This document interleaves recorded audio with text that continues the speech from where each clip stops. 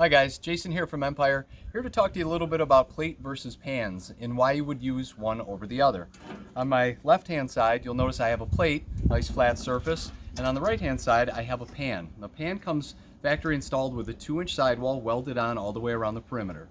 This is the same whether it's a round, a square, a rectangle, or a linear. The standard height is 2 inches. If you'd like it to be taller for whatever reason, we can do that for you, but this is your standard. The question is always, when do I use one or the other? How do I know? So what we have with us here today is this is a Techo-Block Valencia fire pit. It's a very popular pit for us.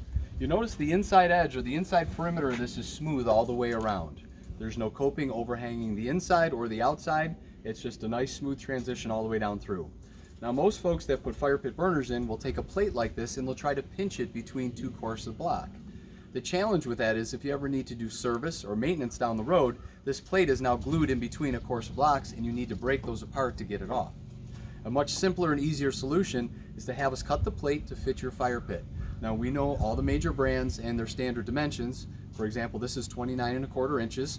So we have these on the shelf cut to 29.25 inches, and you simply put some extra supports in the bottom of your fire pit, which we'll talk about in a later segment. But I just want to show you how easy this drops right down inside your Valencia fire pit.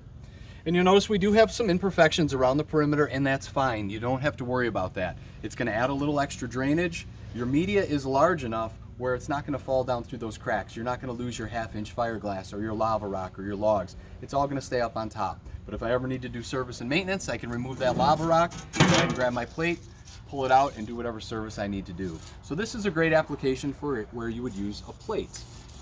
I'll show you another fire pit over here, which is a beautiful fire pit. This is the Rivercrest made by Unilock.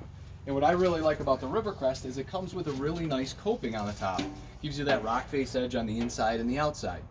As an installer, you have the ability to give it a lot of overhang on the inside or on the outside or somewhere in the middle. You can have overhang on both sides.